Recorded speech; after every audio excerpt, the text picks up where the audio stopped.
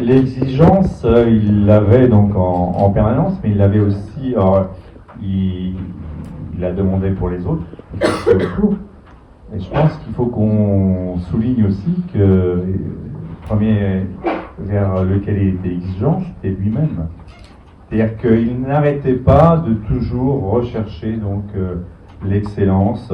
Nombre de fois où dans le bureau avec Rénal, le nombre de discussions, parce que donc les gars parlent de l'absence de répétition dans les entraînements, mais sa recherche, elle était continuelle, et même s'il avait donc eu des saisons très très riches en tant que joueur, en tant qu'entraîneur, qu'il avait déjà eu des titres, il y avait toujours cette exigence de encore mieux faire.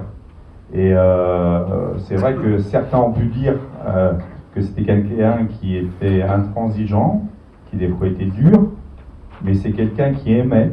Donc il aime les gens avec qui il travaille, il aime les joueurs, il aime le jeu. C'est un joueur.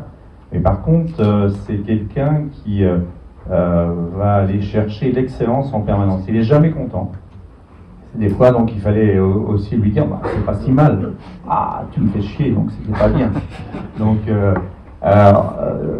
franchement, c'est une richesse où on voit aujourd'hui, où on se contente bien souvent de pas grand-chose. Des fois, on voit des gens qui s'extasient alors qu'il n'y a pas lieu de le faire.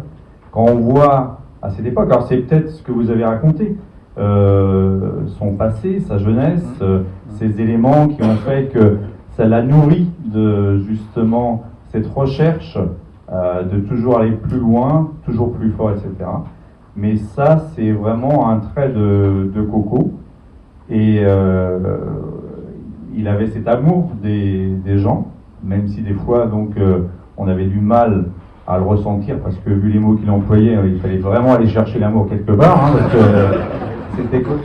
mais il y avait beaucoup de passion, beaucoup d'amour et une volonté de donner. C'était oui le jeu, mais aussi donc le partage. C'était des vraies valeurs. Justement dans le partage de responsabilités, on laissera répondre après, mais comment était-il au sein du staff? Est-ce que vous aviez la possibilité d'exprimer vos idées? Est-ce que c'était un autocrate? Comment il fonctionne dans sa manière de manager au sein du staff? Avec les journalistes, je pense que notre ami... On en parlera tout à l'heure. Notre ami Vladimir est vraiment un petit joueur par rapport à Coco. Donc, mais avec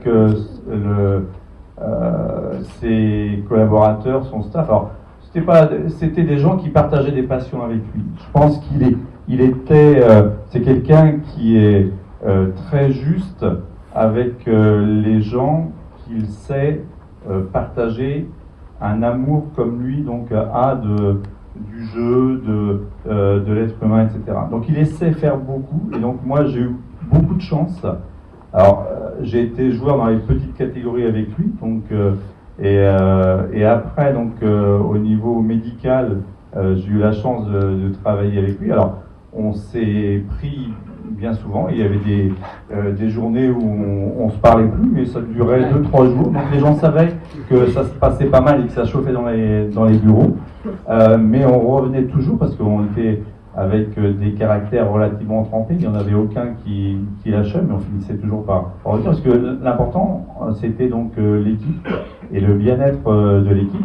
Lui avait une idée de jeu, il voulait ce joueur-là, et moi j'avais la santé des joueurs et je savais qu'il ne pouvait pas le faire, et je disais non, donc on était souvent pas d'accord, mais ça finissait toujours par trouver donc une solution. Par contre, il laissait donc les gens travailler, il se nourrissait. Il avait et moi je lui dois beaucoup, parce que donc c'était une époque, on disait tout à l'heure, Georges était l'entraîneur des gardiens, c'était l'adjoint. Il y avait Philippe Daguillon qui était le kiné, il y avait Coco, et puis il y avait le doc. On était 4, c'était un staff. Aujourd'hui, vous avez des staffs. Après, quand j'étais en équipe de France, le staff, on était plus dans le staff que le nombre de joueurs. Il y avait donc 22 joueurs, et puis il y avait 25 dans le staff. Nous, on était 4 dans le staff. Donc, et là, je dois remercier Coco parce que justement, on a partagé et c'est moi qui m'occupais de la préparation physique et il me laissait. Il m'a dit, je veux jouer comme ça. Il me donnait donc les éléments. Il dit, moi, je connais pas, tu te débrouilles, mais il faut qu'il soit capable de faire ça. Mais par contre, il faut cette exigence-là. Et il avait des fois, donc, il était beaucoup de mauvaise foi. Il dit, je veux qu'il fasse ça, mais après je lui disais, Coco, il faut qu'on fasse une séance pour qu'il court, etc. Ah, dit, ah non, ça, moi j'ai besoin de cette séance-là pour la tactique, etc. Tu te démerdes, donc je dis, mais ils vont pas courir s'ils ne travaillent pas. Donc, mais bon, on arrivait toujours à faire. Mais on lui doit beaucoup parce que c'était quelqu'un qui s'appuyait sur ceux avec qui il travaillait. On a formé tous les 4 une vraie symbiose.